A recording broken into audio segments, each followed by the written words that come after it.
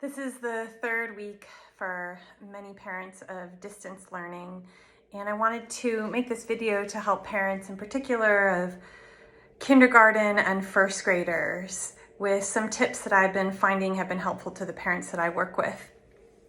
So one is to have realistic expectations about how long your child can sit and focus.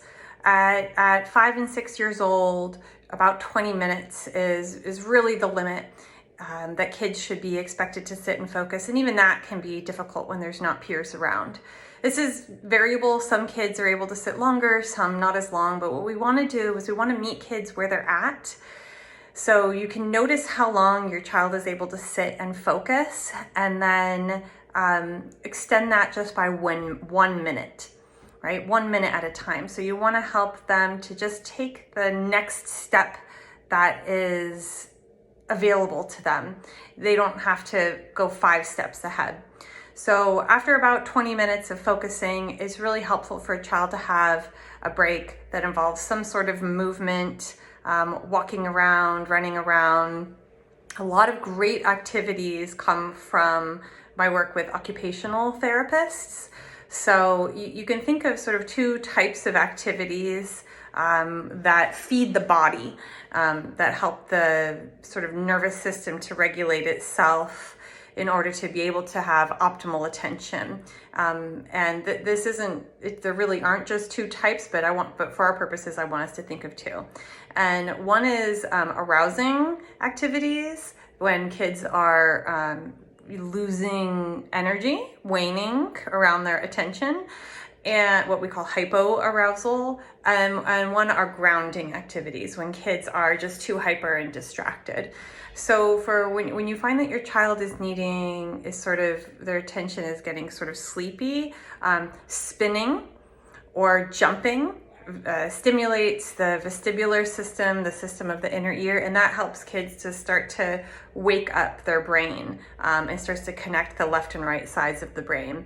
Jumping on a trampoline and throwing them a beanbag in particular would be really great. Or just throwing them anything that they can catch, a little ball, especially if they have to cross the midline, because that it stimulates, again, the corpus callosum, the part of the brain that connects the left and the right side. So you can throw something to them, have them, catch left or right, or just jumping or spinning of any kind.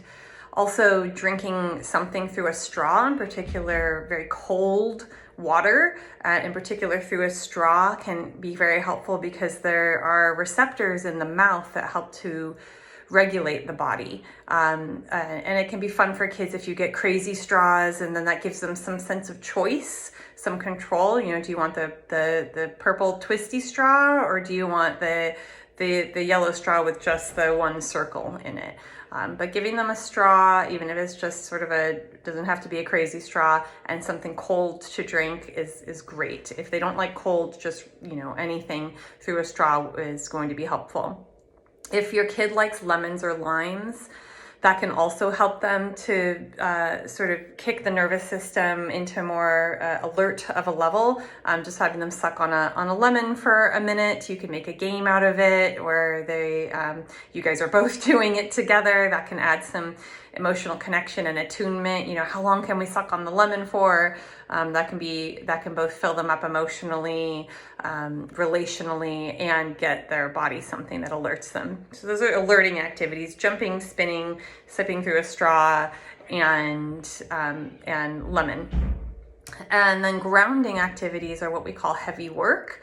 So it's anything where we're using the big muscles of the body, anything where we have to climb monkey bars, if those are open in your area, climbing walls, climbing up the stairs to a bunk bed, climbing up the stairs in your house. And then when there's weight involved, it's even better. So having them do a very important task where they have to carry this backpack full of heavy books up to the other parent. This is sort of a trick that teachers will often use for kids that are needing grounding, is they'll have the child go on a very important task to go give another teacher who happens to be 3 floors up these heavy books. But really it's because it's grounding. Or having them push something down a hallway, push something heavy. You can make a game out of it. again, where there's sort of a target at the end and they have to push. Another great activity is if you have a Thera-Band, those bands that you get if you are having to do physical therapy, PT. And just having them stretch it can be great, but if you have a big one, you can put it around their waist, and then you or their sibling can go behind them, and then they can be the horsey or the doggy, and then there's actually sort of resistance that they're working against to walk or run, and that will engage their muscles more and help give their body the more grounding that will allow them to, be more grounded for when it is time to sit. When it is time to sit, giving them something heavy that goes over their lap. Weighted blankets are really wonderful, or a weighted lap pad. These are usually, you can purchase them online, or some people make them themselves. They're just sort of these pads that have sand usually in them, and they just go on the lap, and some kids really like them, or over the back of the shoulders. They can help with anxiety as well, just feeling very grounded. Make sure your kid is sitting in a chair where their feet are can be flat on the floor. If a child has legs are up and they can sort of swing their legs, then their body's not gonna get the input from from the joints of the lower body that goes up into the spine that tells the brain, now we're sitting up and we're awake. So giving them a footstool or something where their feet can be flat on the floor is very helpful. You could also put the Thera-Band around the legs of the chair, and they can push against it with their feet, which can help if your child's distracted and needing some grounding, or something to sort of fidget with during lessons.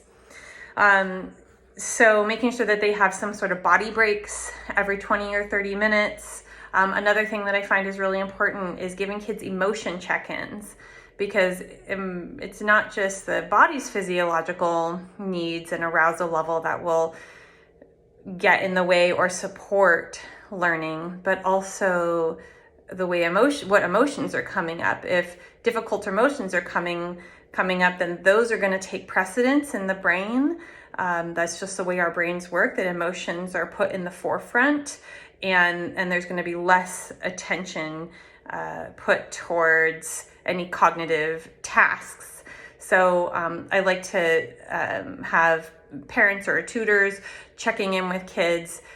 Sometimes every half hour or every hour, you can give them an emotion chart and have them just point to what feeling that they are having at that moment.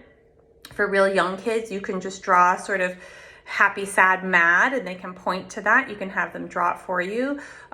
If they're really struggling, you can have them just do a thumbs down, to the side, or up.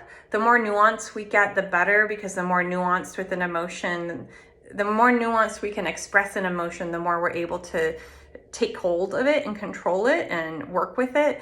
So if your child is only able to do sort of this, thumbs down, thumbs to the side, thumbs up, try to give it an emotion word that you can think of, like, oh, you're feeling disappointed, you're not liking school. It may not be a direct emotion word, but just what put words to their experience. Or, it's to the side, so there's some things that you're liking and some things that you're not, and maybe try and help explore that with them. And the rating system is also good, so from 0 to 5, how much are you liking school right at this moment? So you could do this, several times a day. What's a 5? Okay, wow, it's a 5 right now. What makes it a 5? Or it's a 1. Okay, what makes it a 1? Instead of a 5. Oh, it's really boring. Okay, that makes sense. Well, why is it a 1 and not a 0? Oh, you like seeing your friends. Okay, so really, it's just helping them identify what they're feeling. And just in identifying it and approaching the emotion yourself with an attitude of open acceptance helps kids to then start to be with that feeling, work through it. One thing that I have found helps with kids, and I'm seeing parents are having a lot of success with this and working with their kids, is if they're struggling with homework, just embodying it and exaggerating it a little bit. So maybe I don't want to do this. And you say, oh yeah, it's hard. I don't like it when things are hard, right? So allow yourself to embody what the emotion is, and express it for them without resisting it, without going into trying to reassure them or problem solve it. Because before they can actually problem solve the emotion, they have to be with it first. There has to be space for it, and then it can sort of dissolve. Because if it's not given attention, then it will continue to take precedence in the brain in terms of attention. So first we want to acknowledge the emotion, then accept it. Oh, yeah, it's really hard. I don't like it when things are hard, right? That conveys that my nonverbals there convey an attitude of accepting that feeling of it being hard and not wanting to, as opposed to, yeah, it's hard, but let's get through it. So first you want to accept it, acknowledge it, validate and accept. Then you can offer some reassurance. It's hard. I know we can get through it, right? So you want to model being with feelings, taking a deep breath. But oftentimes, if we just reflect a child's feeling, oh yeah, right now it's only a 3, and you really want it to be a 5, that's hard. Oftentimes that's enough. We don't have to encourage them. Oftentimes we're encouraging kids to regulate our own emotions. And so that's something else that is really important to look at, is just what feelings are coming up for you in working with your child this year around schooling, and acknowledging and accepting and validating your emotions, because this is unprecedented, and this is very, very, very difficult.